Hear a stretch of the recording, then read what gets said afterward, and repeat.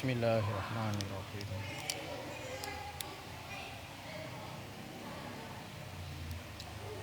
Alhamdulillah, alhamdulillah, alhamdulillah.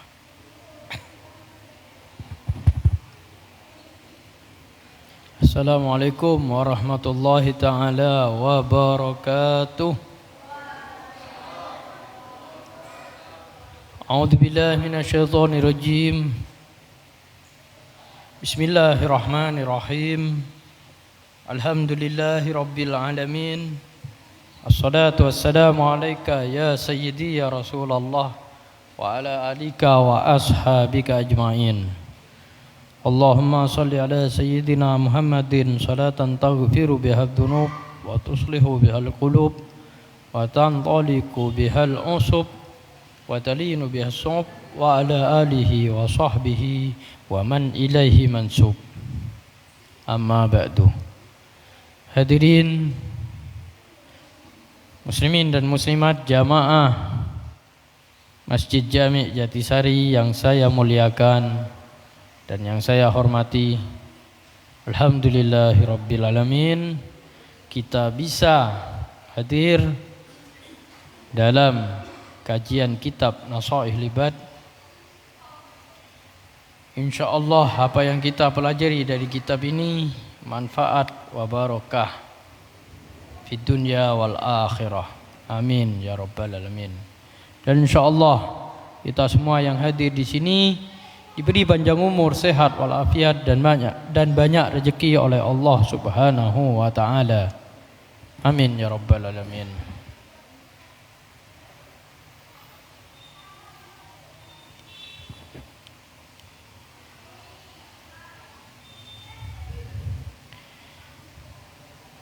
Kita memasuki perkara yang selanjutnya. Bismillahirrahmanirrahim. Wa an ba'dil hukama'i, dan dari sebagian orang-orang ahli hikmah yang merupakan kalangan ulama telah berkata, Thalathatu asya'in tufarrijul wusasa. 3 perkara tufarrijul wusasa yang menghilangkan kesusahan, yang menghilangkan kegalauan. 3 perkara. Ini orang-orang ahli hikmah. Orang-orang ahli hikmah ini ya bagian dari tabi'in, berkata bahwasanya, menyimpulkan bahwasanya 3 perkara itu menghilangkan kegalauan. Yang pertama, zikrullahi ta'ala, mengingat Allah, yakni berzikir kepada Allah Subhanahu wa ta'ala. Yang kedua, waliqa'u auliyaihi, dan bertemu terhadap aulia, menemui aulia, wali-wali Allah Subhanahu wa ta'ala. Yang ketiga, wa kalamul hukama'i, dan perkataan orang-orang yang bijaksana. Tentunya perkataan orang-orang yang bijaksana ini dari orang yang bertakwa kepada Allah Subhanahu wa ta'ala, yakni ulama. Kalau hati kita atau diri kita merasa galau, maka cepat-cepat kita zikir, baca subhanallah walhamdulillah wa la ilaha illallah Wallahu akbar. Itu diantara zikrullah. Kemudian ada lagi zikrullah seperti membaca haugallah, yakni la haula wala quwata illa billahil aliyyil azim. Kemudian membaca la ilaha illallah, la ilaha illallah sebanyak-banyaknya. Itu bisa menghilangkan kegalauan atas izin Allah. Allah akan beri rahmat, Allah akan curahkan rahmat, Allah kasih sakinah, ketenangan terhadap orang yang berzikir. Kemudian termasuk tahlil, tahlilan itu termasuk zikrullah. Di sana ada bacaan zikir kepada Allah. Ada bacaan subhanallah, subhanallahi wa bihamdih, subhanallahil azim. Kemudian mohon ampun kepada Allah. Ada kata Allah di sana.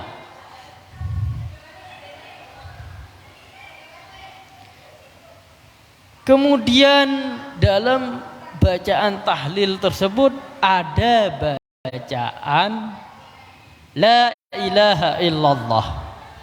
Itu mengingat Allah. Kita harus baca itu sebanyak-banyaknya agar hati kita tenang dan diri kita tenang. Mari kita perbanyak membaca la ilaha illallah sebanyak-banyaknya. Mari kita sebanyak-banyaknya membaca la ilaha illallah. Insyaallah wa bi'idznillah, di saat kita dijemput ajal atau di saat kita meninggal dunia, mudah kita mengatakan la ilaha illallah. Karena orang kalau sudah baca la ilaha illallah di saat mau meninggal dunia, dakhalal jannah. Hadis Rasulullah sallallahu alaihi wasallam. Maka itu perbanyak zikir, zikrullah. Kemudian menemui wali-wali Allah. Jelas wali itu dari kalangan ulama. Ulama itu artinya orang yang memiliki ilmu ajaran Islam.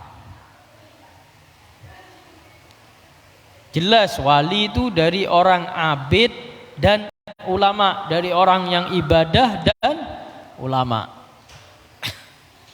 Itu kita temui, kita bertemu di suatu halaqah pertemuan, kita temui, kita beradab yang baik dengan musafahah, bersalaman, kemudian menyuruh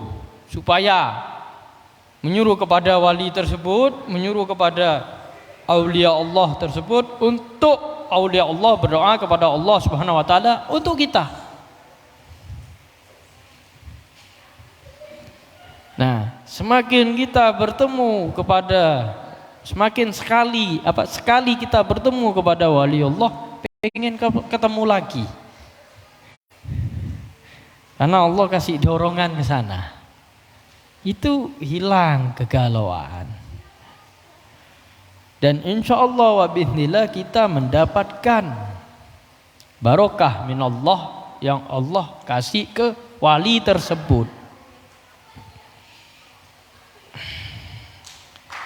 Kemudian kalamul hukama, perkataan orang-orang ahli hikmah ini sendiri yang mana berbijaksana. Orang ahli hikmah dari kalangan ulama itu tahu mana yang halal, mana yang haram, mana yang qanaah, mana yang bukan. mana yang syubhat, itu mengetahui. Kemudian hukama ini memberikan, orang-orang ahli hikmah ini memberikan nasihat yang terbaik sehingga membuat hatinya orang yang dinasehati adem ayem, tertarik untuk menghadiri majelis ta'lim. Ya, salah satunya wa kalamul hukama ini kita temui di majelis ta'lim. Makanya orang yang sering hadir majelis ta'lim, besoknya lagi pengen lagi hadir, besoknya lagi pengen lagi hadir. Karena sudah tenang, hilang kegalauan itu. Di majelis taklim ketemu dengan teman ini, kerabat ini, kegalauan akan hilang. Kemudian wa'an Hasan al-Basri, wa'anil Hasan al-Basri radhiyallahu anhu, dari Imam Hasan al-Basri radhiyallahu anhu telah berkata beliau, man la adaba lahu la ilma lahu. Barang siapa yang tidak memiliki adab atau tidak beradab baik, barang siapa yang tidak beradab baik, lahu baginya, la ilma lahu, tidak ada ilmu baginya. Maksudnya gini, orang itu alim sudah, ilmu sudah, hafal Al-Quran, menguasai ilmu fikih, tasawuf, tahu masalah akidah, alim, tapi nggak punya adab baik. Pastilah orang yang memandang lambat laun kesel, gak duwe adab, gak duwe tata krama, itunya akan diungkit nanti. Dan biasanya kalau orang, biasanya di kalangan muda, orang yang ilmunya alim, pintar nahwu, pintar fikih, tapi akhlaknya gak ada, orang yang seperti itu tidak akan sampai ke dai. Tidak bisa. Biasanya tidak sampai ke dai. Buktinya banyak. Jadi tidak manfaat ilmunya. Pengertian la ilma lahu di sini menurut Hasan Basri adalah tidak manfaat ilmu yang dia pintar itu. Percuma. Tidak manfaat. Kalau sudah gitu biasanya timbul sombong juga. Jadi akhlak itu dikedepankan dulu, baru ilmu. Rasul sallallahu alaihi wasallam diutus pertama kali di Jazirah Arab untuk menyempurnakan akhlak dulu, baru ilmu. Bukan ilmu dulu, akhlak dulu, baru ilmu. Yang mana nanti akhlak adalah bagian dari pelajaran ilmu. Akhlak dulu. Akhlak Rasulullah lemah lembut. Akhlak Rasulullah mulia. Maka mendekat satu-satu para sahabat. Satu-satu mendekat. Bagaimana waktu itu Rasulullah dilempar dengan kotoran, sabar, gak melawan. Dari sana yang lainnya melihat, karena Rasulullah masih mempunyai akhlak, sehingga berbuah masih mempunyai kasih sayang kepada umat manusia. Walaupun umat manusia yang melempari itu kafir waktu itu. Lambat laun Islam berkembang. Maka itu akhlak itu penting sekali. Walaupun pinter tidak ada akhlaknya, percuma, nggak bakal dilihat, nggak bakal dipandang, dan tidak akan jadi dai. Susah untuk jadi dai, nggak ada akhlaknya. Kemudian waman la sabra lahu la dina lahu, dan barang siapa yang tidak mempunyai kesabaran baginya, tidak mempunyai agama baginya. Dalam arti kata bukan tidak mempunyai agama, bukan. Maksudnya begini, orang yang tidak sabar itu tingkat ketakwaan kepada Allahnya itu bukan di level yang tertinggi. Karena sabar itu bagian dari takwa kepada Allah Subhanahu wa ta'ala. Dengan sabar bisa mendapatkan kebaikan setelahnya di dunia dan di akhirat. Seperti contoh juga surga. Balasan orang yang sabar di akhirat akan mendapatkan surga minallah ta'ala. Wa man la wara'a lahu la zulfa lahu, dan barang siapa yang tidak mempunyai sifat wara, baginya tidak mempunyai martabat di sisi Allah baginya. Wara di sini ahli hukama ulama menegaskan pengertian wara adalah kesanggupan diri untuk meninggalkan sesuatu yang haram dan sesuatu yang tidak jelas halal haramnya atau subhat. Jadi kalau orang sudah wara, sudah siap, sudah pernah meninggalkan sesuatu yang haram dan sesuatu yang tidak jelas halal haramnya. Haram dia tinggalkan, kemudian sesuatu subhat yang tidak jelas halal haramnya dia tinggalkan. Subhat itu ini halal apa haram gitu loh, setengah halal setengah haram, pokoknya dirasa kok gak jelas gitu loh, ini tinggalkan. Berarti orang itu mempunyai sifat wara, hanya mau dengan hal-hal yang halal, hal-hal yang meragukan apakah halal atau haram ditinggalkan, apalagi yang haram ditinggalkan. Maka orang seperti itu diangkat derajatnya oleh Allah Subhanahu wa taala, dijamin rizkinya rizki yang halal, thayyiban, halalan thayyiban,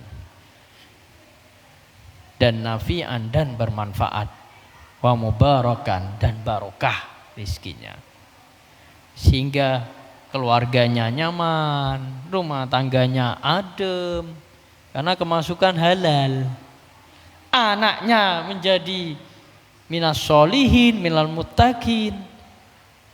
Jadi kita harus bermawas diri ya, kalau kita itu mendapatkan rezeki itu harus memilih yang halal.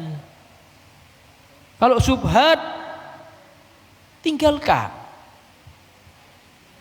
Jangan takut tidak dapat rezeki. Semut dikasih makan oleh Allah Subhanahu wa taala. Semut di bawah lubang, di dalam lubang masih dikasih makan oleh Allah Subhanahu wa taala. Apalagi hamba Allah yang bertakwa, Allah jamin rizkinya. Dan rizki itu bukan cuma karena materi, ketenangan juga jiwa rizki.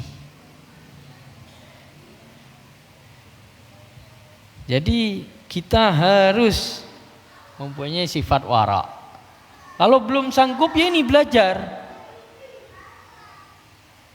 Kita harus mempunyai sifat wara agar martabat kita diangkat oleh Allah Subhanahu wa taala.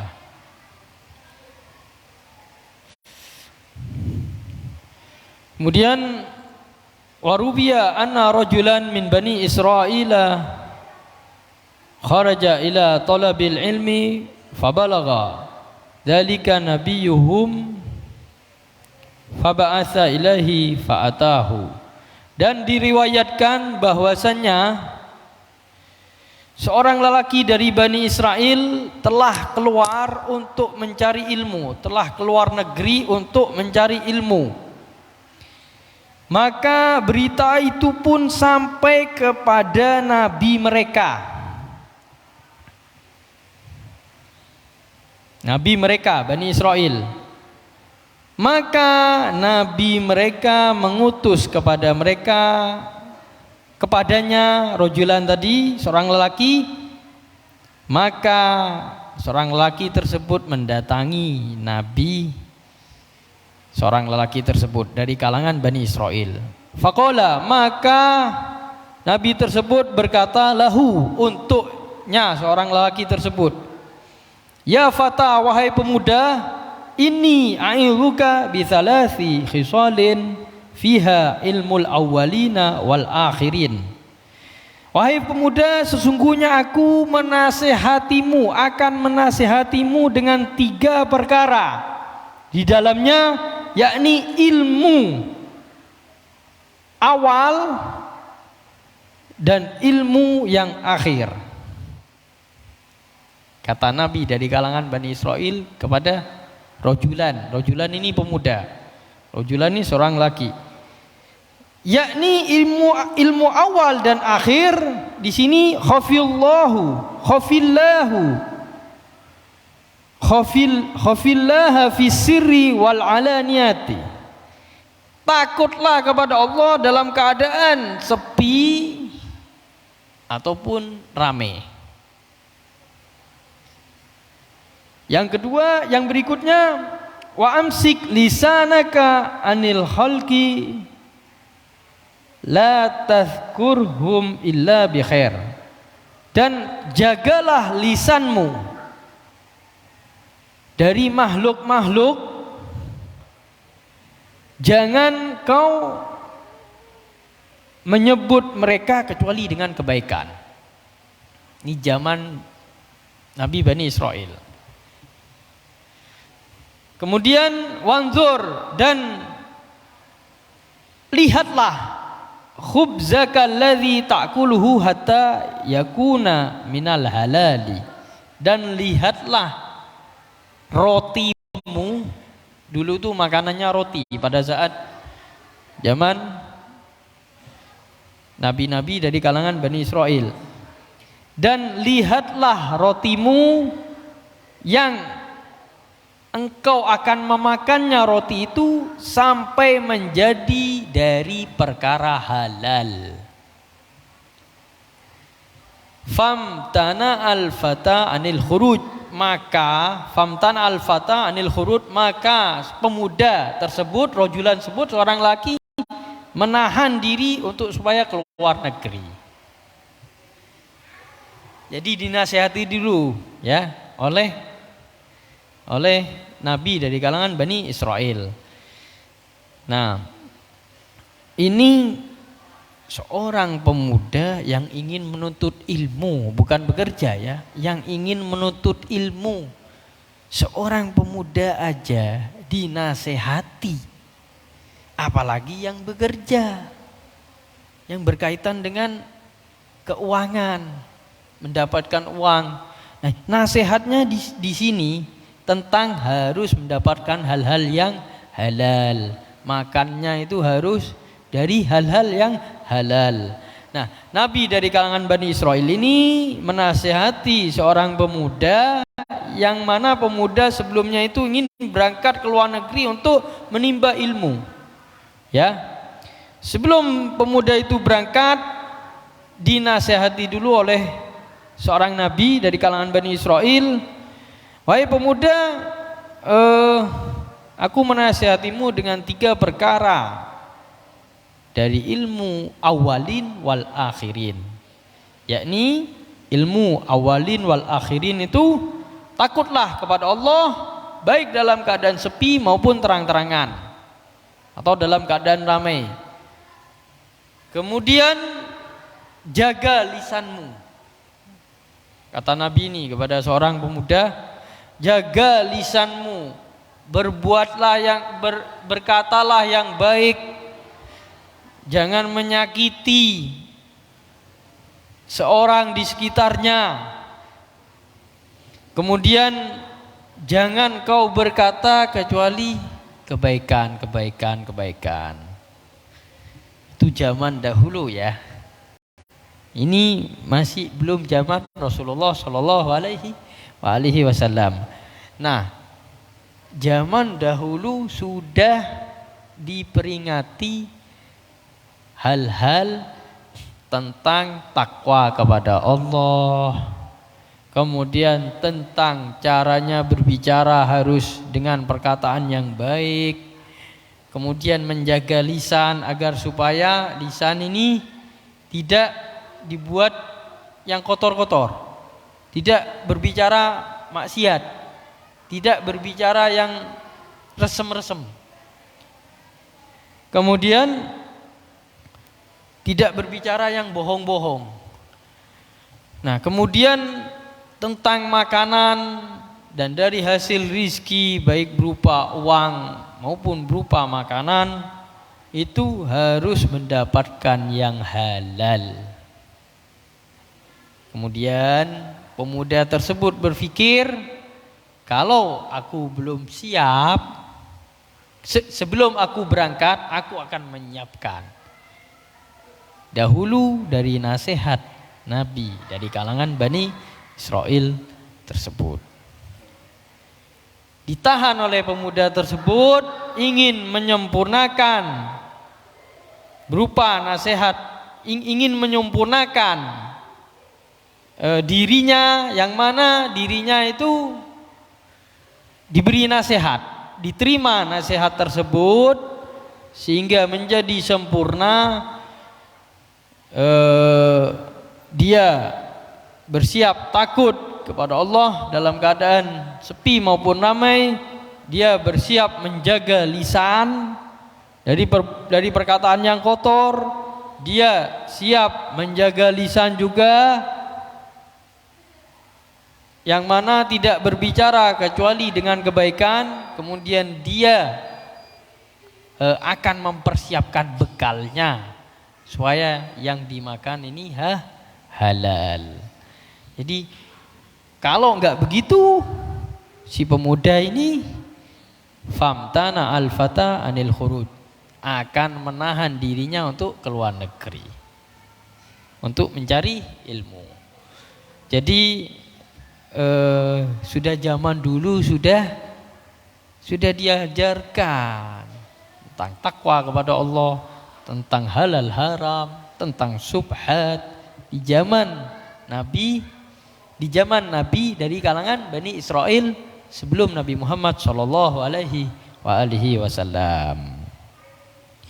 Kemudian juga apa yang diajarkan oleh Rasulullah Nabi Muhammad Shallallahu Alaihi Wasallam itu luas juga, fikihnya luas tentang ketakwaan, agar supaya ambil yang halal, dapat yang halal, menerima yang halal, membuang yang haram. Itu saja yang dapat saya sampaikan. InsyaAllah dilanjutkan pertemuan yang akan datang. Apabila ada perkataan yang kurang berkenan pada hadirin atau ada perkataan yang salah, mohon maaf yang sebesar-besarnya. Aqulu qauli hadza wa nastaghfirullahu li wa lakum wa li jamil muslimin wal muslimat. Assalamualaikum warahmatullahi taala wabarakatuh.